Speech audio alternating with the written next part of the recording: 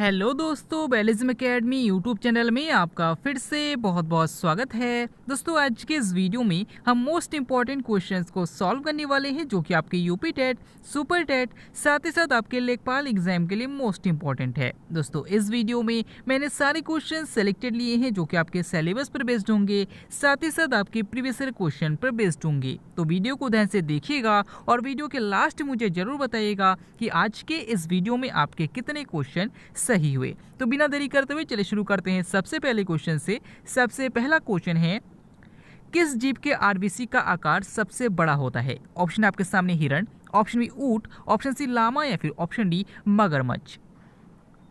इसका सही आंसर हो जाएगा ऑप्शन बी ऊंट। दोस्तों, याद रखिएगा कि ऊंट एक ऐसा जीव है जिसके आरबीसी का आकार सबसे बड़ा होता है। अगर आपसे पूछा जाता है कि किस जीव के आरबीसी का आकार सबसे छोटा होता है, तो याद रखिएगा हिरण का होता है। अगर आपसे पूछा जाता है कि किस जीव के आरबीसी में केंद्रक पाया जाता है, तो याद रखिएगा कि ऊंट और लामा ऐसे जीव है जिनके आरबीसी में केंद्रक पाया जाता है। अगला क्वेश्चन, उत्परिवर्तन का सिद्धांत किसने दिया था? ऑप्शन आपके सामने मॉल्थस ने, ऑप्शन बी लैमार्क ने, ऑप्शन सी हक्सले ने या फिर ऑप्शन डी हुगो डी ब्रीज ने। इसका सही आंसर हो जाएगा ऑप्शन डी हुगो डी ब्रीज ने। दोस्तों, याद रखिएगा कि उत्परिवर्तन का सिद्धांत हुगो डी ब्रीज ने दिया था। और अगर आपसे पूछा जाता है कि उपार्जित लक्षणों की वंशागति का सिद्धांत किसने दिया था, तो याद रखिएगा लैमार्क ने दिया था। अगला क्वेश्चन, कंप्यूटर साक्षरता दिवस कब मनाया जाता है? ऑप्शन आपके सामने 1 दिसंबर, ऑप्शन बी 2 दिसंबर, ऑप्शन सी 19 दिसंबर या फिर ऑप्शन डी 22 दिसंबर। इसका सही आंसर हो जाएगा ऑप्शन बी 2 दिसंबर। दोस्तों, याद रखिएगा कि कंप्यूटर साक्षरता दिवस जो मनाया जाता है वो 2 दिसंबर को मनाया जाता है। और अगर आपसे पूछा जाता है कि विश्व एड्स दिवस कब मनाया जाता है, तो याद रखिएगा 1 दिसंबर को एड्स दिवस मनाया जाता है। अगर आपसे पूछा जाता है कि राष्ट्रीय गणित दिवस कब मनाया जाता है, तो याद रखिएगा 22 दिसंबर को मनाया जाता है। और अगर आपसे पूछा जाता है कि गोवा अपना मुक्ति दिवस कब मनाता है, तो याद रखिएगा 19 दिसंबर को मनाता है। अगला क्वेश्चन, दांत मुख्यतः किसके बने होते हैं? ऑप्शन आपके सामने enamel, option B dentine, option C pleura या फिर ऑप्शन डी लिपिड। इसका सही आंसर हो जाएगा ऑप्शन बी डेंटाइन। दोस्तों, याद रखिएगा कि जो हमारे दांत होते हैं, दांत के ऊपर जो सफेद रंग का जो आवरण होता है उसे इनेमल कहा जाता है, जो कि बॉडी का सबसे कठोर भाग होता है। और जो इसके अंदर का भाग होता है उसे डेंटाइन कहा जाता है। तो दांत का अधिकतम भाग जो बना होता है वो डेंटाइन का ही बना होता है। तो यही आपसे पूछा गया था कि दांत मुख्यतः किसके बने होते हैं, तो याद रखिएगा डेंटाइन के बने होते हैं। अगला क्वेश्चन, ग्रेट इंडियन डेजर्ट कहाँ स्थित है? ऑप्शन आपके सामने Asia, option B Africa, option C Europe या फिर ऑप्शन डी ऑस्ट्रेलिया।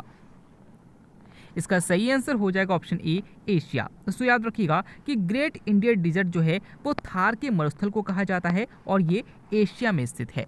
अगला क्वेश्चन, हृदय का सिकुड़ना क्या कहलाता है? ऑप्शन आपके सामने systole, option B diastole, option C pumping या फिर ऑप्शन डी अपोह। इसका सही आंसर हो जाएगा ऑप्शन ए सिस्टोल। दोस्तों, आपको पता है कि हमारा हृदय जो है वो लगातार धड़कता रहता है और इसमें जब हमारा हृदय सिकुड़ता है तो उसे सिस्टोल कहा जाता है, और जब हमारा हृदय फैलता है तो उसे डायस्टोल कहा जाता है। अगला क्वेश्चन, राष्ट्रीय गान प्रारंभ करने वाला पहला देश कौन सा है? ऑप्शन आपके सामने रूस, option B America, option C Japan या फिर ऑप्शन डी भारत। इसका सही आंसर हो जाएगा ऑप्शन सी जापान। दोस्तों, याद रखिएगा कि राष्ट्रीय गान को प्रारंभ करने वाला जो पहला देश है वो जापान है। अगला क्वेश्चन, कौन सी गैस फूलों का रंग उड़ाने में सहायक है? ऑप्शन आपके सामने methane, option B chlorine, option C nitrogen या फिर ऑप्शन डी हीलियम। इसका सही आंसर हो जाएगा ऑप्शन बी क्लोरीन। दोस्तों, याद रखिएगा कि जो क्लोरीन गैस है ये फूलों के रंग उड़ाने में सहायक है। अगर आपसे पूछा जाता है कि कौन सा हार्मोन फूलों के खिलने में सहायता करता है, तो याद रखिएगा फ्लोरिसेंट हार्मोन करता है। नेक्स्ट क्वेश्चन है, द्रवित पेट्रोलियम गैस मुख्यतः होती है। आपको बताना है कि द्रवित पेट्रोलियम गैस में कौन सी गैस सबसे अधिक मात्रा में होती है। ऑप्शन आपके सामने ethane, option B propane, option C butane या फिर ऑप्शन डी सभी का मिश्रण। इसका सही आंसर हो जाएगा ऑप्शन सी ब्यूटेन। दोस्तों, यहाँ पर आपसे पूछा गया है कि द्रवित पेट्रोलियम गैस यानी कि एलपीजी, जिसे हम लिक्विफाइड पेट्रोलियम गैस कहते हैं, इसमें जो मुख्यतः गैस होती है वो प्रोपेन और ब्यूटेन होती है। लेकिन आपसे पूछा गया है कि मुख्यतः कौन सी गैस होती है, तो आपको पता है कि ब्यूटेन की मात्रा इसमें लगभग 60% होती है, जो लगभग सबसे ज़्यादा होती है, यानी कि ब्यूटेन इसका सही आंसर हो जाएगा। अगला क्वेश्चन, ऊर्जा का पिरामिड होता है? आपको बताना है कि ऊर्जा का पिरामिड कैसा होता है। ऑप्शन आपके सामने हमेशा सीधा, ऑप्शन बी हमेशा उल्टा, ऑप्शन सी दोनों या फिर ऑप्शन डी कोई नहीं। इसका सही आंसर हो जाएगा ऑप्शन ए, हमेशा सीधा। दोस्तों याद रखिएगा कि दो क्वेश्चन आपसे सीधा सीधा पूछा जा सकता है। सबसे पहला कि ऊर्जा का पिरामिड कैसा होता है, तो याद रखिएगा हमेशा सीधा होता है। दूसरा क्वेश्चन आपसे ये पूछा जा सकता है कि खास श्रृंखला में ऊर्जा का प्रवाह कैसा होता है, तो याद रखिएगा कि हमेशा एक दिशीय होता है। तो ये दोनों क्वेश्चन भी बार बार पूछे जाते हैं, याद रखिएगा।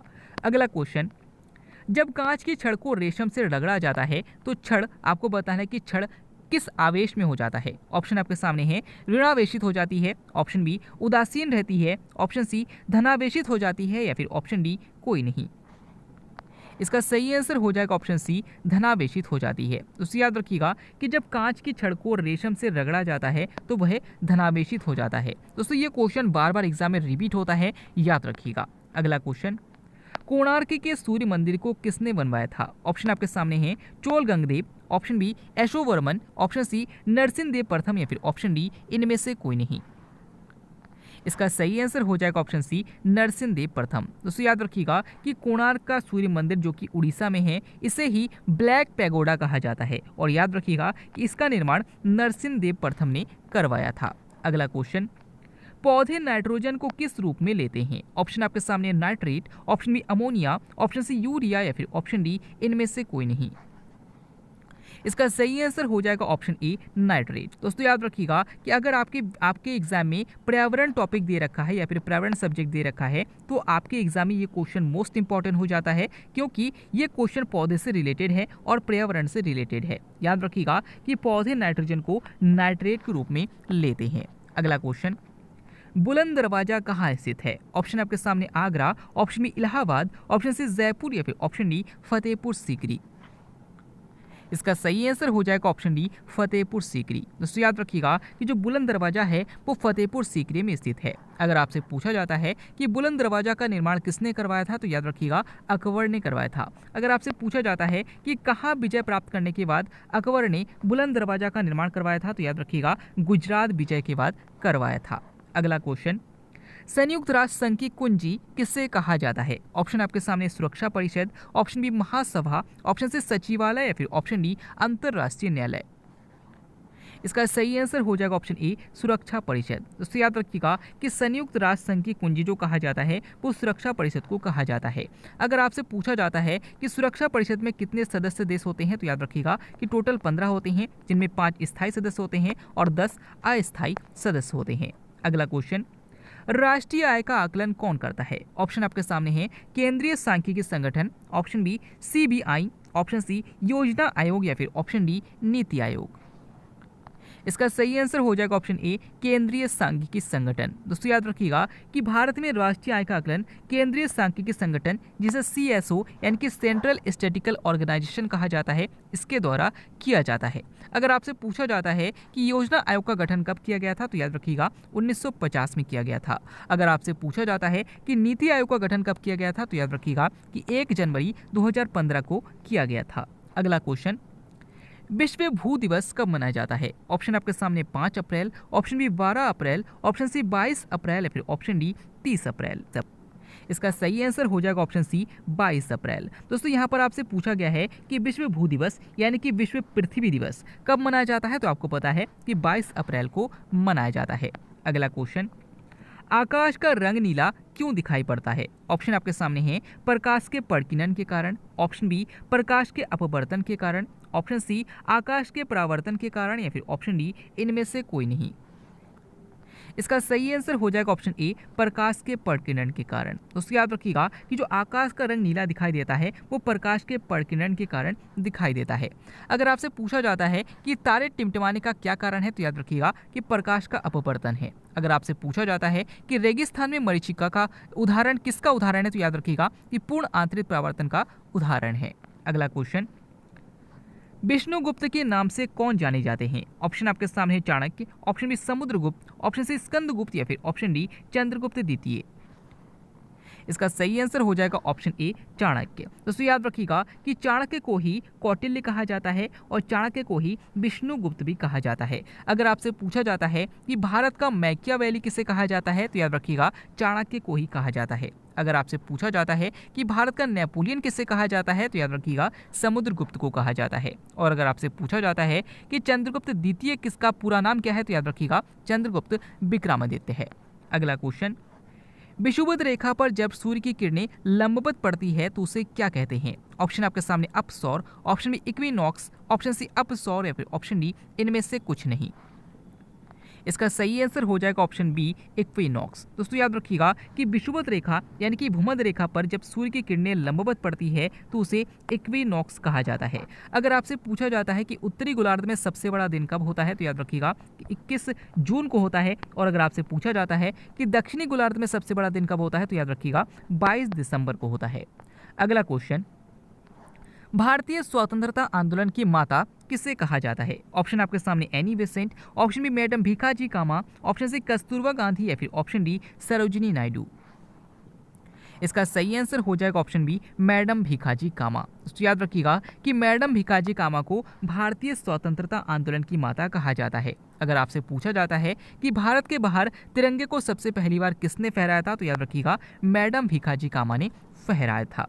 अगला क्वेश्चन, पाकिस्तान का स्वतंत्रता दिवस किस तिथि को मनाया जाता है? ऑप्शन आपके सामने 15 अगस्त, ऑप्शन बी 14 अगस्त, ऑप्शन सी 4 जनवरी या फिर ऑप्शन डी 12 जनवरी। इसका सही आंसर हो जाएगा ऑप्शन बी 14 अगस्त। दोस्तों याद रखिएगा कि भारत में स्वतंत्रता दिवस 15 अगस्त को मनाया जाता है जबकि पाकिस्तान में से 14 अगस्त को मनाया जाता है। अगर आपसे पूछा जाता है कि बांग्लादेश में शोक दिवस कब मनाया जाता है तो याद रखिएगा कि 15 अगस्त को बांग्लादेश में शोक दिवस के रूप में मनाया जाता है क्योंकि इसी तिथि को बांग्लादेश के राष्ट्रपिता शेख मुजीबुर रहमान का निधन हो गया था। अगला क्वेश्चन, भारत में किस राज्य को टाइगर राज्य के नाम से जाना जाता है? ऑप्शन आपके सामने Madhya Pradesh, option B Uttar Pradesh, option C Rajasthan या फिर ऑप्शन डी गुजरात। इसका सही आंसर हो जाएगा ऑप्शन बी मध्य प्रदेश। दोस्तों याद रखिएगा कि भारत में मध्य प्रदेश को टाइगर स्टेट के नाम से जाना जाता है। अगर आपसे पूछा जाता है कि सबसे अधिक टाइगर किस राज्य में पाए जाते हैं तो याद रखिएगा मध्य प्रदेश में ही पाए जाते हैं। अगला क्वेश्चन, FIR में आई अक्षर का द्योतक क्या है? ऑप्शन आपके सामने है information, option B integrate, option C intimation या फिर ऑप्शन डी इंडिकेशन।